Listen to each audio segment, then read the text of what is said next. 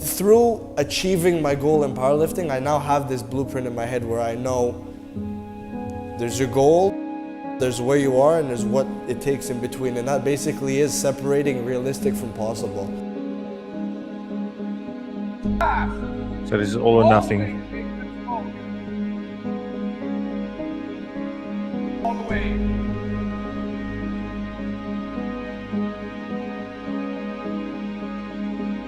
Come on, Jake. All the way here.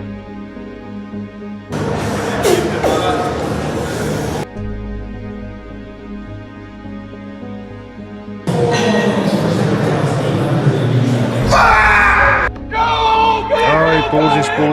Pull it. His fast off the floor. Yes. Yes. He locks it out. He should get that. See, the coach is happy.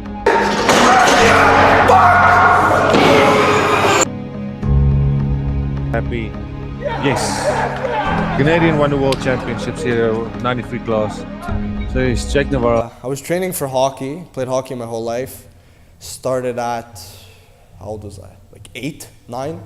That was my way of getting ahead in hockey, was training off ice, running, this and that. And then it progressed into weightlifting and everything, and I got a big boost from that. It came a point where I think I liked training for hockey more than I liked playing hockey, and that showed in my lifts and everything. I was doing good in the gym, and my hockey kind of went downhill. But my off-ice trainer was like, the numbers you're putting up, you have to try. You have to go to a competition. You're breaking numbers, you're breaking records. I didn't think much of it, but I gave it a shot. I looked up the provincial records. Yeah, I did well, and it started from there. I believe I started at 15, was my first powerlifting meet. Right out of hockey, and I had quit hockey, and I converted over to powerlifting. So my first meet, I was just chasing records out of curiosity. Once I had my first meet, honestly, I just got hooked. I saw all the guys with the tattoos and the screaming and the aggression, and it was like this big room, like just a bunch of aggressive guys, and I don't know, I liked that. It was like kind of hockey, like the violence and everything in it. It was raw. My parents were a bit freaked out, but I loved it. I didn't really care. I was hooked right away. Stressful, awful. I was kind of used to it from hockey, but that always gave me anxiety with like the hotels, and you'd see the other team in the hotel and in the arena, and like it was like this tension the whole freaking weekend, especially in Finland. And I was having trouble cutting a bit of weight, so I had to like get my water out, and I had to cut my carbs, and I couldn't eat much, so I was like starving and nervous. We were staying in these like hostel type hotels in Finland. It was a bit of a disaster. I couldn't sleep. I didn't sleep at all the night before the meet. I was so nervous, and I was like, I'll just I had some YouTube on it, some water music or something. At least if I close my eyes and relax, I won't be consuming or using energy, so I'll be in better shape tomorrow. But I didn't sleep a wink before Worlds. Probably a disadvantage, but it turned out okay. Well, powerlifting is it's a great sport because you can't really blame anybody. It's not like a team sport where you have all these different factors that could come into play. It's, can you lift a weight or can you not? And that's what I love about that. I mean, there's a bit of rules, and you could wear these sleeves and you could put chalk on your hands, but other than that, it's just, here is a bar with 700 pounds on it. Can you pick it up or can you not? And that's like a good metaphor for life. And my drive for it was, one, to prove myself, prove everybody else that I could do something.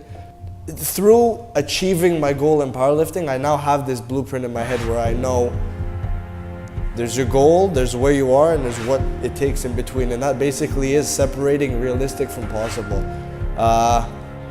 What I mean, basically, it's pretty unrealistic to say you want to be a world champion. It doesn't make any sense. It's one person. So not everybody could have that role. You're a world champion, you're number one, there's only one. That's not realistic. Nor is it realistic to stretch 2 hours a day.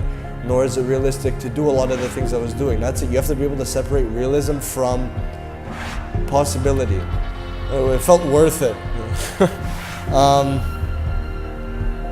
It meant so much to me, and I'm not gonna say I wasn't surprised, but it was like the pinnacle moment where finally it's like I got to prove something that I had envisioned in my head for so long, and it was the best experience of my life to this day by far.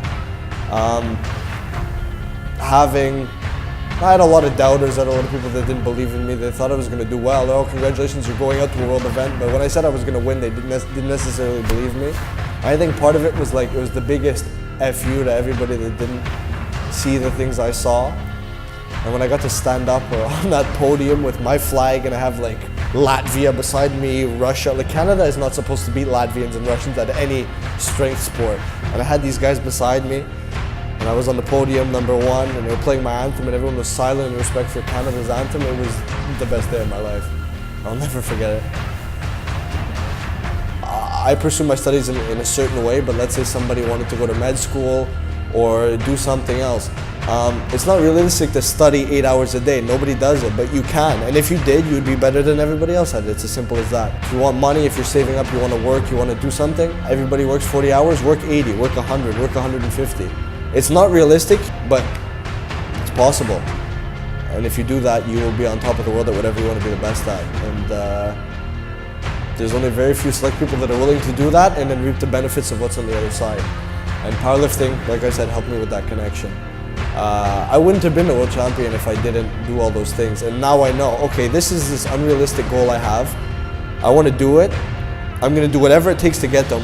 Regardless of what anybody says, regardless of what I say, I know I just have to work 10 times harder than everybody else for 10 times longer. And one day everything will come and present itself the way I want it to, and then people will ask how, and it's just, you outwork them for longer.